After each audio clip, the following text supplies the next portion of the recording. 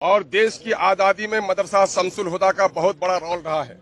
बिहार की सरकार इस वक्त शिक्षा के प्रचार और प्रसार की बात करती है और वहाँ सारा इंफ्रास्ट्रक्चर मौजूद है।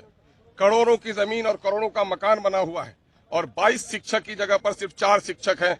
पिछले कई सालों से बहाली बंद है। इदारा तहकीकात अरबी व फारसी में सिर्फ मात्र एक मुस्तहद रह गए हैं, वो भी बंद होने के कगार पर है।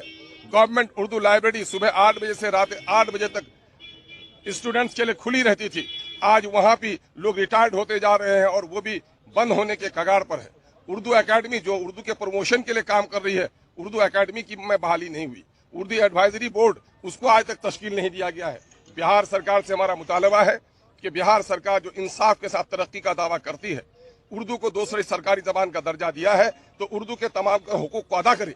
अगर उर्दू के हुकूक को अदा करने की नीयत नहीं है तो बिहार में उर्दू दूसरी सरकारी जबान की हैसियत के बारे में अपनी नीयतों का ऐलान करे। हम उसी मुतालबे के मुख्यमंत्री से भी मुलाकात करेंगे, क्योंकि आपने कई बार मुलाकात भी किया था, इस तरह की बातें इस तरह की बातें याद दिलाते रहे सदन में। आज हम लोग फिर याद दिलाएंगे इसके मामले में।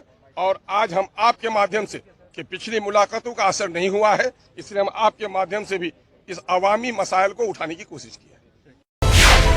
मिल्लत टाइम्स को आपकी जरूरत है, हमारी आप माली मदद करें। हर महीने सिर्फ 100 रुपये और 1 साल के लिए एक साथ सिर्फ 1000 रुपये। रकम भेजने के लिए यहाँ दिए गए फोन पे, गूगल पे और पेटीएम नंबर का इस्तेमाल कर सकते हैं।